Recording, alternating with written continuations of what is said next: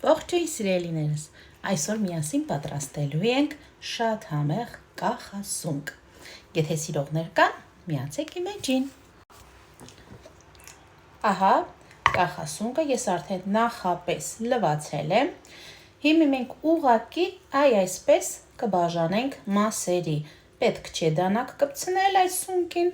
կտրատել, մանրացնել, իմաստ չունի։ Ուղղակի այսպես կբաժանենք եւ կսկսենք տապակել։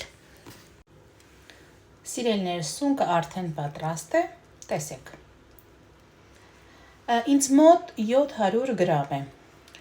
700 գրամ սունկի համար ես վերցրել եմ 1 միջին չափի սոխ, գլուխսոխ եւ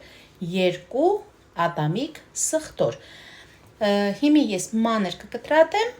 եւ կտապակեմ սկզբնականում սոխը եւ սխտորը միասին։ Ու հետո կավելացնենք սունկը։ Տապակելու ենք կարագով եւ ձիթայուղով։ Գնացինք տապակելու։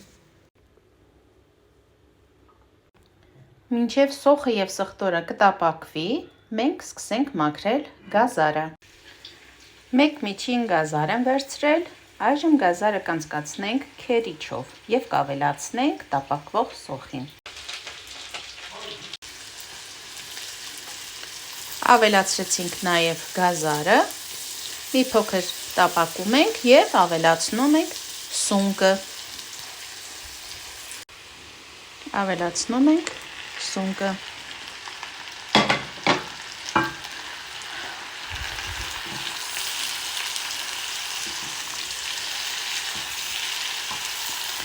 Մի 2 րոպե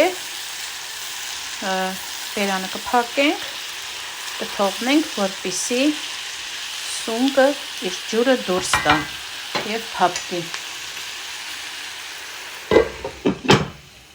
Սպասում ենք 2 րոպե։ Դուք չեք պատկերացնում, ինչ համեղ է արդեն որում։ Այժմ համեմելու ենք աղով եւ սև պղպեղով։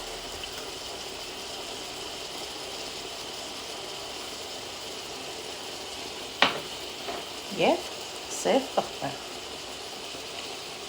Անգամ մատս կտրեցի մի փոքր։ Սունկը արդեն պատրաստ է, այժմ ավելացնելու ենք 30% սերուցք։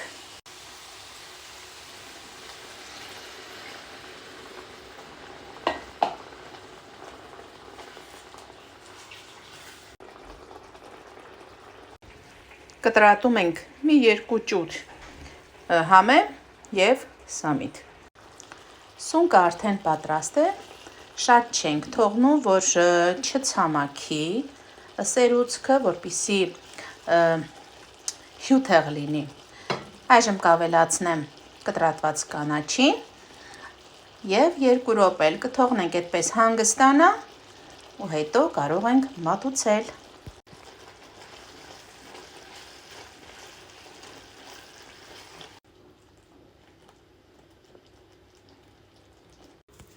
Սիրելիներս, մեր համեղ սունկը պատրաստ է։ Տեսեք։ Դուք կարող եք մատուցել կարտոֆիլի պյուրեի հետ, աճարով փլավի հետ եւ ուղղակի հենց այսպես նաեւ վայելել։ Ես նախընտրում եմ այս տարբերակը։ Ինչպես ասեցի, մուքր մատս նույնպես վնասել էի, բայց ոչինչ։ Հիմա կփորձենք, համը կտեսնենք եւ կասեմ, թե ինչպես է ստացվել։ Ինքը այնքան համեղ է բերում, չեք պատկերացնում։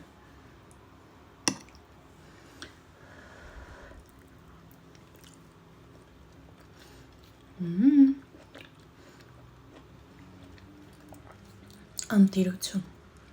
Փորձեք, գրեք կոմենտարիաներում, ձեզ դուր եկավ իմ պատրաստածը, թե ոչ, եւ բաժանորդագրվեք իմ կանալին։ Ես ձեզ ցանկանում եմ ամենալավն ու բարին, լավ մնացեք, մինչ հաջորդ տեսանյութ։ Պակա-պակա։